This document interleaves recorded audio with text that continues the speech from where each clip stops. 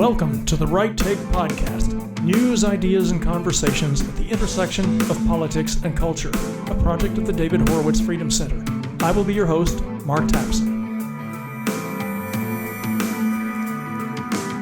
Welcome back to the Right Take Podcast. I am your host, Mark Tapson. I sincerely thank you for taking the time out of your day to join me here at the intersection of politics and culture. I know you have almost an infinite number of podcast choices out there, so I don't take it for granted that you have tuned in to The Right Take. I'm genuinely humbled and honored by it, and I promise to do my best to make it worth your while. I hope you will take a moment and subscribe to The Right Take if you haven't already, so that you don't miss any of the important conversations we're having here. And as always, if I could remind you to leave a positive review if you like what you hear, it really helps and is much appreciated. Now, as it happens, the conversation I'm going to have today is going to be pretty one-sided because this is one of those unusual occasions in which I don't have a guest scheduled. Instead, I'm going solo in order to expound a little bit, not long, about a topic that might make some conservatives, especially conservatives of faith, of which I consider myself one, a little uncomfortable at first, maybe even displeased, because as you're going to hear, I'm about to make a serious judgment about our political opponents that may seem to run against our instincts, our beliefs, and the way that we operate in the game of politics. Recently, I was honored to be a guest on the Perry Atkinson Show. It's a podcast on the Dove Network, which is a family-friendly, Christian-based streaming subscription service. I've been on the show before, and I like Perry. He's a great host and a gentleman, and he asked thoughtful questions. And on this occasion, we were discussing the various ways in which the left was carrying out its radical agenda in the culture. And he asked me if I thought that what we as Christian conservatives were really up against, what we're really at war with here, is evil itself. I told him that was a question that I often asked my own guests if they believe that we are engaged in spiritual warfare. And my answer to Perry was absolutely we are at war with evil itself. Absolutely we are engaged in spiritual warfare. Yes, the battleground is here on earth, and we are confronting flesh and blood human beings as flesh and blood human beings ourselves. But in the grander scheme of things, we are wrestling not merely against flesh and blood, but against principalities, against powers, against the rulers of the darkness of this world, against spiritual wickedness, as it says in the King James Version of Ephesians 6:12. So yes, we are at war with evil.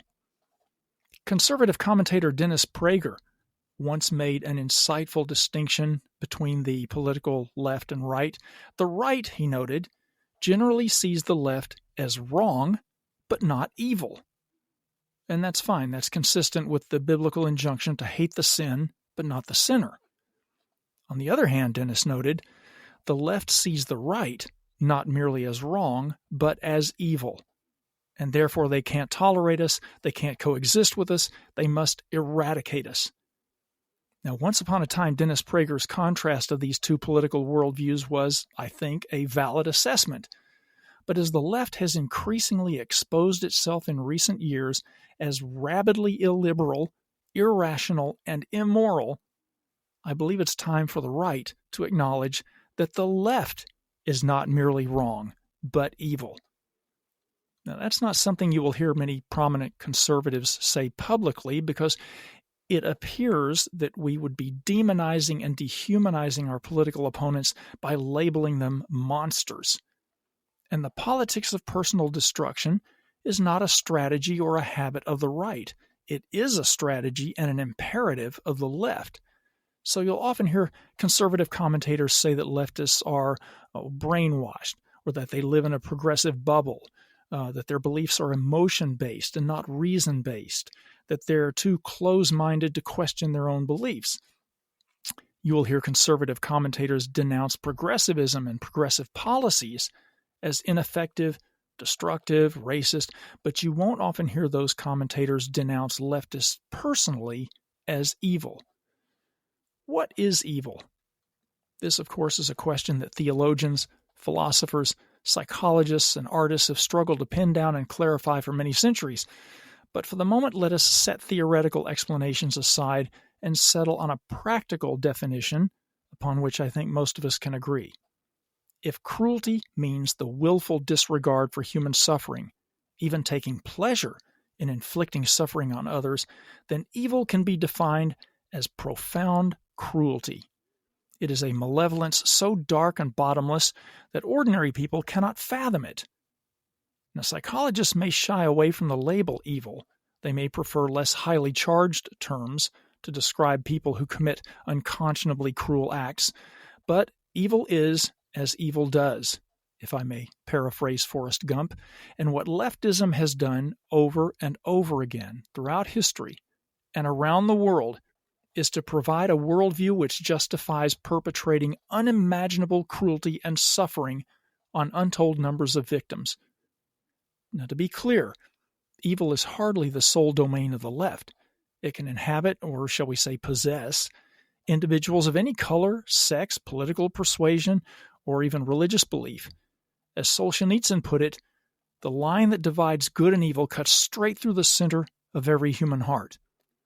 But as an ideology, progressivism, which is nothing more than rebranded communism, by the way, embraces totalitarianism and absolute statist control, which always and everywhere leads to misery, corruption, and brutality against its citizens, and it never elevates humanity either in terms of prosperity or morality or spirituality or liberty.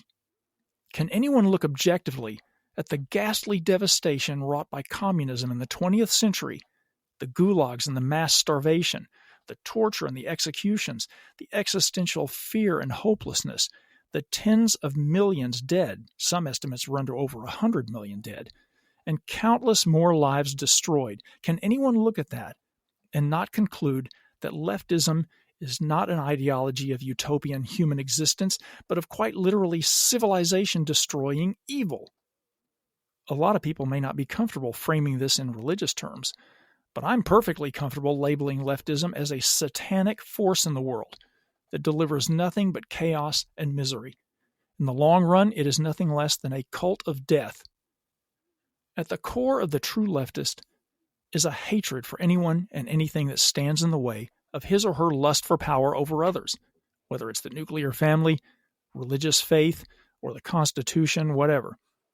As David Horowitz has noted on numerous occasions, during a presidential debate in October 2016, then-candidate Donald Trump spoke more naked truth about leftists than any establishment Republican would ever have dared to do when he said that his opponent Hillary Clinton had, quote, tremendous hate in her heart, unquote. That is true of all hardcore leftists. They hate what stands between them and achieving their utopian vision. Keep in mind that the contemporary leftist, like Hillary and Barack Obama, has been mentored either directly or indirectly by the late, influential Mephistophelian strategist Saul Alinsky and his book Rules for Radicals, whose 13th and final chapter, or rule, has transformed the left's entire modus operandi into the politics of personal destruction. Quote, pick the target, freeze it, personalize it, and polarize it, unquote. And there you have it, the politics of personal destruction, a ruthless political strategy designed to personally destroy one's opponent's lives. That is evil. You may recall, by the way, that Alinsky dedicated his book Rules for Radicals to Lucifer. That's kind of a dead giveaway that what we are dealing with here is spiritual warfare. Let me give you a couple of specific, relatively recent examples of the left's cruel methodology. Remember Supreme Court nominee Brett Kavanaugh's confirmation hearings almost exactly 5 years ago? Remember how it degenerated into a circus of demonic behavior by leftists who were gleefully determined to destroy Kavanaugh himself and his family over a single decades-old unsubstantiated accusation of sexual assault? The sick smears from even the mainstream media that Kavanaugh was a gang rapist, a belligerent drunk, and a pedophile helped wake up many people to the boundless cruelty that the left revels in. Remember also how the left pounced on the opportunity to demonize and destroy the Covington Catholic High School kids who in early 2019 were involved in a confrontation with Native American activists, a controversy, by the way, that was completely manufactured by the left-dominated media. Former comedian Kathy Griffin called for their doxing. Late-night talk show hosts, media elites, and leftist pundits joked about punching the face of Nick Sandmann, the white, then 16-year-old at the center of the controversy. He and his family received death threats. There are countless examples of Trump supporters victimized by leftist violence over the last several years. Add to this the persecution of conservative students and visiting speakers in universities, the nihilist thuggery of Antifa, and the lawfare of LGBT activists out to destroy Christian bakers, and can anyone claim that the left's collective heart is not, like Trump said of Hillary, full of hate? Think about the left's obsession with what they claim is their right to the abortion of babies, all the way up to literally the moment of birth and even beyond.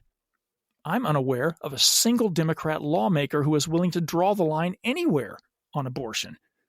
If the left is so literally hell-bent on having the right to put to death an infant, not a mere clump of cells, but a live infant even outside the mother's womb, then there is no moral limit to what they will do in service to their satanic vision. Let me say further that the Democrat Party today is the face of Moloch, the Canaanite god to whom its followers committed infanticide to satisfy the god's hunger for the blood of innocents. As a former English major, I can't help noting that the poet John Milton once called Moloch, quote, the horrid king besmeared with blood of human sacrifice, unquote. To repeat, progressivism is a cult of criminality and death. On every political issue, Democrats take the side of chaos and destruction, crime and disorder. They have aggravated racial tensions to the breaking point. They have thrown open our borders and endangered national security. They are actively engaged in erasing our history and undermining our rights. They establish sanctuaries for criminal aliens and put felons back on the streets. They call for the defunding of police and the abolishment of ICE, the U.S. Immigration and Customs Enforcement. They prioritize the lawless over law-abiding citizens whom they seek to disarm. They support infanticide over the sacredness of human life. They support the dismantling of Western civilization over its preservation and its flourishing. With all due respect to Dennis Prager, and I have a lot of respect for him, this is not simply wrong or mistaken. It is intentional, and it is evil. With all this having been said, let me be clear that I'm not suggesting that we adopt the left's position that our political opponents must be eradicated in the way that the left wants to eradicate us. It is still right and just for us to separate the sin from the sinner, something leftists do not do. What I am arguing is that the right must realize that progressivism is not merely wrong, as Dennis Prager might say, but evil, and therefore the ideology must be stamped out. With the collapse of the Soviet Union, we thought we had broken communism. We thought we'd won and that communism could never again mount a challenge to us anymore. But in fact, the collectivist left simply rebranded communism as progressivism and set out once again to overthrow the West, and now it's back with a vengeance. The enemy is not at the gates, but inside the gates, and subverting us from within like a metastasizing cancer.